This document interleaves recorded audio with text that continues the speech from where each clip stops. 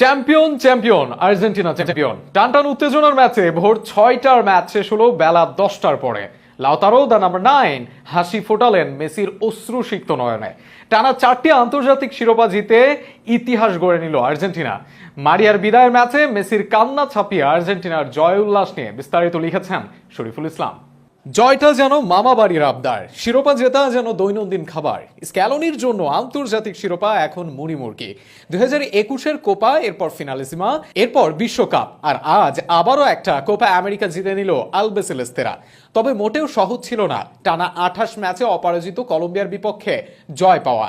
মায়ামির hard rock স্টেডিয়ামে ম্যাচের শুরু থেকে আর্জেন্টিনাকে চাপে রাখে হ্যামেস রদ্রিগেজের কলম্বিয়া।